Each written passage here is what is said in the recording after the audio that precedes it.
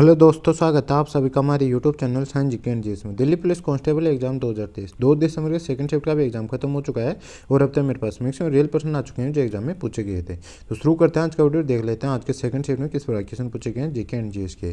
तो आज का फर्स्ट क्वेश्चन जो सेकंड शिफ्ट में पूछा गया था, लेकिन फर्स्ट क्वेश्चन देखने से पहले यदि आप चैनल पर पहली बार आए हो तो चैनल को सब्सक्राइब कर बेल आइकन ऑन कर लो, ताकि मैं जैसे ही नेक्स्ट शिफ्ट का एग्जाम खत्म होगा और उसका एनालिसिस लेके आऊँगा तो उसका नोटिफिकेशन आप तक पहुँच जाएगा और आप सबसे पहले वीडियो देख सकेंगे। और यदि आपको उसका पीडीएफ चाहिए तो पीडीएफ के लिए आपको डिस्क्रिप्शन टेलीग्राम चैनल का लिंक मिल जाएगा, आप उसको ज्वाइन कर लीजिए, उस पर आपको पीडीएफ भी मिल जाएगा। तो शुरू करते हैं आज का वीडियो, देख लेते हैं आज के सेकंड शिफ्ट में किस प्रकार क्वेश्चन पूछे गए हैं जीके एंड जीएस के।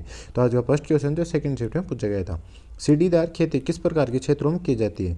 पहाड़ी या पर्वतीय क्षेत्रों में की जाती है। तो पहाड़ी या पर्वतीय क्षेत्र इसका राइट आंसर हो जाएगा, क्योंकि पहाड़ी इलाके मृदा अपरदन और पानी के अति प्रवाह के लिए अति उत्तरदायी होते हैं इन्हें, और इससे तीव्र ढलानों पर किया जाता है ताकि फसलों उगाने के लिए समतल सतहों का उपयोग किया जा सके। इस पर नेक्स्ट क्वेश्चन पूछा गया था, राज्यपाल द्वारा राज्य विधान परिषद में कितने सदस्य मनोनीत किए जाते हैं? तो सदस्यों कुल संख्या के 1/6 सदस्य किए जाते हैं, तो 1/6 सदस्य इसका राइट आंसर हो जाएगी। इससे राज्य विधान परिषद सदस्यों कुल संख्या के 1/6 राज्यपाल द्वारा मनोनीत किए जाते हैं। राज्यपाल मुख्यमंत्री नियुक्ति करते हैं और उसके सलाह पर अपनी मंत्री परिषद का गठन करने के लिए अन्य मंत्रियों की नियुक्ति करते हैं और मुख्यमंत्री सहित अपने मंत्रियों को बर्खास्त कर सकते हैं। राज्यपाल की शक्तियाँ होती है और राज्यपाल उच्च नियुक्तियाँ जैसे कि मध्ययुक्ता अध्यक्ष और राज्य लोक सेवा आयोग के सदस्य, इन सभी की नियुक्ति करते हैं। तो ये फैक्ट आपको ध्यान रखने की राज्यपाल की ये शक्तियाँ होती है, तो ये फैक्ट आपको ध्यान रखनी। इस पर नेक्स्ट क्वेश्चन पूछा गया, the race of my life किसकी पुस्तक है? तो मिल्खा सिंह की, मिल्खा सिंह इसका राइट आंसर हो जाएगा। The race of my life भारतीय एथलीट मिल्खा सिंह की आत्मकथा है, ये फैक्ट आपको ध्यान रखना है। और वह राष्ट्रीय मंडल खेलों में व्यक्तिगत रूप से एथलेटिक्स स्वर्ण पदक जीतने वाले पहले भारतीय एथलीट थे, तो ये फैक्ट आपको ध्यान रखने। इस पर नेक्स्ट क्वेश्चन पूछा गया था, 90% से ऊपर कौन से राज्य की साक्षरता सबसे ज़्यादा है? तो केरल की इसका राइट आंसर हो जाएगा। भारत में सबसे ज़्यादा साक्षरता दर वाला राज्य केरल है और 2011 के जनगणना के मुताबिक केरल की साक्षरता दर कितनी है? 93.91% है एवरेज। और केरल के बाद लक्षद्वीप की 92.28% है और इसके बाद मिजोरम की 91.58% पे नंबर पर आता है। मतलब फर्स्ट केरल, सेकंड पे लक्षद्वीप, थर्ड पे मिजोरम आता है। ये तीनों आपको ध्यान रखने। इस पर नेक्स्ट क्वेश्चन है, तुगलक वंश के बाद दिल्ली सल्तनत पर किस वंश ने शासन किया था? तैमूर के आक्रमण से उत्तराधिकारी के अभाव में यह वंश 1414 में समाप्त हो गया था, जिसके बाद सैयद वंश ने दिल्ली पर शासन किया था। तो सैयद वंश इसका राइट आंसर हो जाएगा। आपको एक ट्रिक बताता हूँ मैं, जीके तो सरल लगती है, ये एक ट्रिक है, जीके तो सरल लगती है, मैं आपको शॉर्ट में लगता हूँ। जीके का जी लिख लो, के का मतलब जीके के है ना, वो सरल लगती है, सरल का एस लगती है, एल लगती है का एल, जीके तो एक टी हो रहा है बीच में, जीके तो टी उसका टी आ गया, सरल लगती है। तो इसका फुल फॉर्म अब अपने को समझना, जीके तो सरल लगती है, इसका फुल फॉर्म होता है मतलब जो दिल्ली सल्तनत पर शासन करने वालों वो थे वंश थे, उनका कालानुक्रम है। ये सबसे पहले आता है जीके तो सरल लगती है, ये आपको याद रखना। जीके का मतलब हो गया जीके, तो जी का मतलब हो गया खिलजी वंश, सूर्यज, जी का मतलब हो गया गुलाम वंश, फिर के का मतलब हो गया खिलजी वंश, टी का मतलब हो गया तुगलक वंश। अब तुगलक वंश के बाद आता है सैयद वंश और सैयद वंश के बाद आता है लोधी वंश। तो ये सभी आपको ये 5 वंशों ने शासन किया था दिल्ली सल्तनत पर। तो इस प्रकार से आपको याद रखना है, GKTSL ऐसे भी आप याद रख सकते हो। जी का मतलब गुलाम वंश, के का मतलब खिलजी वंश, टी का मतलब तुगलक वंश और एस का मतलब होता है सैयद वंश और एल का मतलब होता है लोधी वंश। इस प्रकार से इनका कालानुक्रम हो जाएगा। यदि आपके आगे एग्जाम में कोई भी क्वेश्चन पूछा जाता है तो आप इन सबको याद रखना है, GKTSL इसको याद रखने ने। जीके तो सरल लगती है, इससे आप मतलब ये 5 वंशों का कालानुक्रम निकाल सकते हो।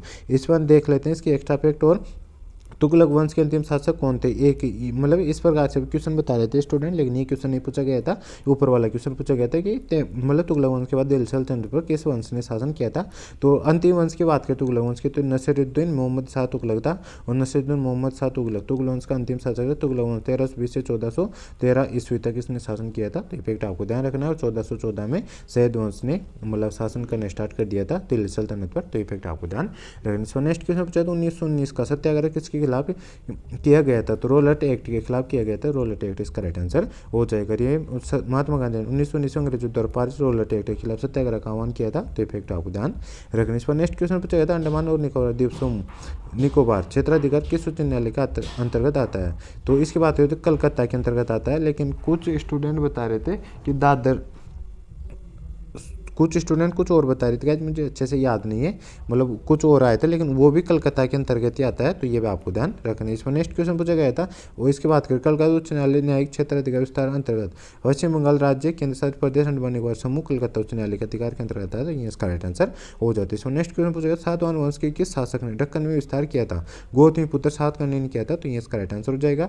और उसने सातवाहन राजवंश का विस्तार कृष्ण नदी की मान्यता किया था। उनके सिक्के और शिलालेख आंध्र प्रदेश में पाए गए हैं। इस प्रकार स्पष्ट है कि दूसरी शताब्दी के आसपास आंध्री सातवाहन राजवंश के अधीन आ गया था और उसने औरंगाबाद जिले के प्रतिष्ठान में सातवाहन साम्राज्य की राजधानी स्थापित की थी। तो फैक्ट आपको ध्यान रखना। इस पर नेक्स्ट क्वेश्चन पूछा गया था न्यायिक पूर्वलोकन की अवधारणा किस देश के संविधान से ली गई? तो संयुक्त राज्य अमेरिका से ली गई, तो संयुक्त राज्य अमेरिका इसका राइट आंसर हो जाएगा। गाइज अपन यहाँ पे देख लेते हैं विभिन्न देशों के संविधान से लिए गए प्रावधान जो भारतीय संविधान ग्रहण किए गए, यहाँ से एग्जाम क्वेश्चन पूछे जा रहे हैं, तो आपको सारे फैक्ट ध्यान रखना। रूस के संविधान से बात करें तो मूल करते हुए और प्रस्तावना में न्यायिक आदर्श, ये सभी रूस के संविधान से ग्रहण किए गए हैं।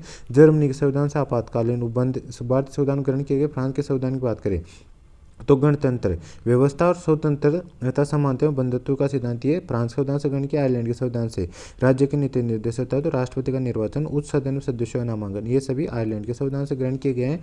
ऑस्ट्रेलिया के संविधान से बात करें तो समवर्ती सूची व्यापार एवं वाणिज्य संबंधी प्रावधान प्रस्तावना की विशिष्ट भाषा, ये सभी ऑस्ट्रेलिया के संविधान से ग्रहण किए गए। अमेरिका के संविधान से बात करें प्रस्तावना के शब्द हम भारत के लोग, ये अमेरिका के संविधान से ग्रहण किए गए। मूल अधिकार अमेरिका के संविधान से ग्रहण किए गए। स्वतंत्र न्यायपालिका अमेरिका के संविधान से ग्रहण किए गए। न्यायिक पुनरीक्षण जो आज एग्जाम पूछा गया था, ये भी अमेरिका संविधान ग्रहण किए गए हैं। सर्वोच्च न्यायालय के न्यायाधीशों की पद मुक्ति, ये भी अमेरिका संविधान ग्रहण किए गए। छठा आता है राष्ट्रपति कार्यपालिका का प्रमुख और उपराष्ट्रपति उच्च सदन का पदाधिकारी, ये सभी भी अमेरिका संविधान से ग्रहण किए। सातवां पॉइंट आता है लोक जनहित याचिका, ये भी अमेरिका संविधान से ग्रहण किए गए। और न्यायिक पुनर्विलोकन प्रणाली, ये भी अमेरिका के संविधान से ग्रहण किए गए। सॉरी ये पूछा गया था आज के एग्जाम में, ना कि ये, तो ये सभी फैक्ट आपको ध्यान रखनी है, अमेरिका के संविधान से ग्रहण किए गए हैं। नेक्स्ट देख लेते हैं ब्रिटेन संविधान से बात करें विधि की शासन, संसदीय शासन, एकल नागरिकता, द्विसदन व्यवस्था, अधिनियम, विधि निर्माण प्रक्रिया, सर्वाधिक मत के आधार पर चुनाव जीत का निर्णय, विधायिका में अध्यक्ष के पद की भूमिका, ये सब ब्रिटेन संविधान ग्रहण किए गए। दक्षिण अफ्रीका की बात करें तो संविधान संशोधन का प्रावधान उच्च सदन के सदस्यों का निर्वाचन, ये सभी दक्षिण अफ्रीका संविधान ग्रहण किए गए हैं। और कनाडा के संविधान से बात करें तो सशक्त केंद्र के साथ संघीय व्यवस्था, शक्तियों का वितरण तथा अवशिष्ट शक्तियों का केंद्र को हस्तांतरण और राज्यों के राज्यपाल के केंद्र द्वारा नियुक्ति, ये सभी कनाडा के संविधान से ग्रहण किए गए हैं। तो ये सभी इफेक्ट आपको ध्यान रखना। आपको इसका PDF टेलीग्राम चैनल पर लिंक मिल जाएगा, उसमें मिल जाएगा, आप वहाँ पे जाके भी इस PDF को पढ़ सकते हो और अच्छे से याद कर सकते हो। इस बार नेक्स्ट क्वेश्चन पूछा गया था पहला ICC पुरुष T20 क्रिकेट विश्व कप किसने जीता था? भारत ने जीता था। भारत इसका राइट आंसर हो जाएगा। पहला ICC T20 पुरुष विश्व कप 2007 में दक्षिण अफ्रीका में खेला गया था, ये फैक्ट आप ध्यान रखना है। और इस टूर्नामेंट में भारत टीम ने हिस्सा लिया था, जिसमें भारत इसमें विजेता रहे थे, ये फैक्ट आपको ध्यान रखना। इस पर नेक्स्ट क्वेश्चन पूछा लाई हरोबा त्यौहार किस राज्य का? तो मणिपुर का, मणिपुर इसका राइट आंसर हो जाए। लाई हरोबा त्यौहार मणिपुर का एक बेहद त्यौहार है जो उमंग थाई जैसे स्थानीय देवताओं को सम्मान करने के लिए मनाया जाता है, तो फैक्ट आपको ध्यान रखनी। इसमें नेक्स्ट क्वेश्चन पूछा गया था सूर्यसेन का चटगांव विद्रोह, यह चटगांव विद्रोह से कौन संबंधित है? सूर्यसेन संबंधित, सूर्यसेन इसका राइट आंसर हो जाएगा। और 18 अप्रैल 1930 को भारतीय महान क्रांतिकारी सूर्यसेन के नेतृत्व में सशस्त्र भारतीय स्वतंत्र सेनानियों द्वारा चटगांव और बांग्लादेश में पुलिस और सहायक बलों के शस्त्रागार पर छापा मारकर लूटने का प्रयास किया गया था, इसलिए मनाते हैं, तो ये इसका इसीलिए इसे जाना जाता है, तो इसी को कहा जाता है चटगांव विद्रोह, तो ये इसका राइट आंसर हो जाए। नेक्स्ट क्वेश्चन पूछा था कुशलगढ़ का किला कहाँ है? तो कुशलगढ़ का किला इंदौर के पास मध्य प्रदेश में स्थित है, तो ये इसका राइट आंसर हो जाएगा। महू मध्य प्रदेश में स्थित है और कुशलगढ़ का किला इंदौर के पास महू जिले में, तो ये इसका राइट आंसर हो जाएगा। और यदि कुंभलगढ़ का दुर्ग पूछे तो ये राजस्थान के राजसमंद जिले में स्थित है, तो इफेक्ट आपको ध्यान रखना है। और यह किला जंगल के बीच में और इसकी उम्र करीब 400 साल है, तो इफेक्ट आपको ध्यान रखना। इस पर नेक्स्ट क्वेश्चन पूछा गया था सुप्रीम कोर्ट की समस्या रिपोर्ट कौन से अनुच्छेद में? तो सर्वोच्च न्यायालय समस्या रिपोर्ट से जुड़े कुछ अनुच्छेद दिए हैं, अनुच्छेद 131, अनुच्छेद 131, अनुच्छेद 32, अनुच्छेद 140, अनुच्छेद 143, तो ये सभी सुप्रीम कोर्ट के जो न्यायालय की समीक्षा से रिपोर्ट संबंधित अनुच्छेद है, तो इनमें से जो भी ऑप्शन दे रखा होगा वही इसका राइट आंसर हो जाता है। इसमें नेक्स्ट क्वेश्चन पूछा गया तीरंदाजी के टारगेट में कितने रिंग होते हैं? यानी आर्चर के दिए गए लक्ष्य में कितने मतलब रिंग होते हैं? तो उसमें 5 रंग के बने होते हैं और 5 रिंग होते हैं, तो 5 रंग इसका राइट आंसर हो जाएगा, जिसमें सुनहरा, लाल, नीला, काला, सफेद रंग शामिल होते हैं। और एक के अंदर का गोल्ड यानी सुनहरा रंग खिलाड़ी को 10 और 9 अंक देता है, और लाल रंग पर निशाना लगा तो 8 और 7 रंग मिलते हैं, और साथ ही नीला रंग पर निशाना लगता है 6 और 5 अंक मिलते हैं। तो ये फैक्ट आपको ध्यान रखना है। लेकिन मतलब सही क्वेश्चन ये पूछा गया तीरंदाजी टारगेट में कितने रिंग होते हैं,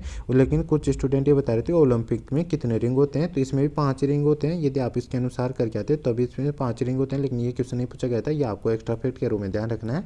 ओलंपिक लोगो यानी प्रतीक में इसमें 5 छल्ले और उस स्थान का एक चिन्ह होता है जहाँ इसे आयोजित किया जाता है। नीला, पीला, काला, हरा और लाल, ये 5 रंग के गोले होते हैं उसमें। और ओलंपिक लोगो छल्लों का रंगों का क्रम है। यह 5 महाद्वीपों को दर्शाती है। 5 गोले हैं, एशिया, अफ्रीका, अमेरिका, ऑस्ट्रेलिया और यूरोप का प्रतिनिधित्व करते हैं ये 5 रंग। तो ये फैक्ट आपको ध्यान रखनी। इस पर नेक्स्ट क्वेश्चन पूछा गया था विलायत खान का संबंध किस वाद्य यंत्र से, तो ये सितार संबंधित, सितार इसका राइट आंसर हो जाए। इसमें नेक्स्ट क्वेश्चन पूछा गया था खेलो इंडिया यूथ गेम्स का पहला संस्करण कहाँ पर हुआ था।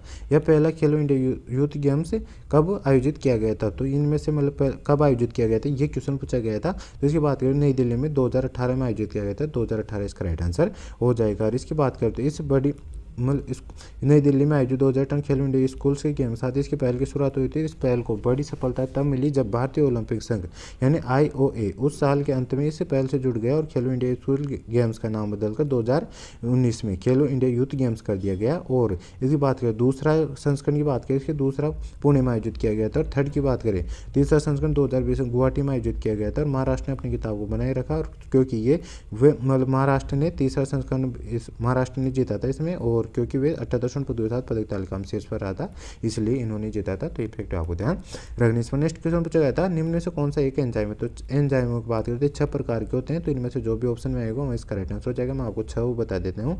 तो फर्स्ट एंजाइम होता है हाइड्रोलेज, फिर आता है ऑक्सीडोर डोडेटेक्स, फिर आते हैं एक लाइसेज, फिर आता है ट्रांसफरेज, एक आता है लिंगेज और आइसोमेरेज। ये 6 एंजाइम होते हैं। तो इनमें से जो भी ऑप्शन में आएगा वो अपना राइट आंसर हो जाएगा। इसमें नेक्स्ट क्वेश्चन पूछा जाता है 2022 में कम लीनी स्थानों को पद्मश्री मिला है। तो 2022 में भारत सरकार ने कला के क्षेत्र में उनकी विशेष सेवा के लिए कम लीनी स्थानों और न लीनी स्थानों को पद्मश्री पुरस्कार मिले। पद्म श्रृंखला पुरस्कार तीसरा सर्वोच्च पुरस्कार प्रदान किया है। तो ये इसका राइट आंसर हो जाएगा। और 2021 में किसे पद्मश्री मिला इस प्रकार का कोई क्वेश्चन मिला था और इसका आंसर स्टूडेंट बता रहे थे मंजुमा जोगती को दिया गया था। तो ट्रांसजेंडर से संबंधित है। तो ये इसका राइट आंसर हो जाता है। तो गाइज आज के सेकंड शिफ्ट के मुझे इतने क्वेश्चन मिले हैं। यदि आपको और कोई क्वेश्चन याद हो तो आप कमेंट में मुझे बता सकते हो। जब मैं ऑल शिफ्ट का एनालिसिस लेके आऊँगा तो उसमें उन सभी क्वेश्चनों को शामिल कर दूंगा। तो गाइज ये था आज के सेकंड शिफ्ट का full paper analysis. I hope आपको वीडियो पसंद आई। वीडियो पसंद आए तो वीडियो को लाइक कर देना। चैनल पहले बार चैनल को सब्सक्राइब कर बेल आइकन ऑन कर लेना ताकि मैं जैसे नेक्स्ट शिफ्ट का एनालिसिस लेके आऊँगा तो उसका नोटिफिकेशन आप तक पहुँच जाएगा और आप सबसे पहले उस वीडियो को देख सकेंगे। तो गाइज मिलते हैं नेक्स्ट वीडियो में। तब तक के लिए जय हिंद, जय भारत।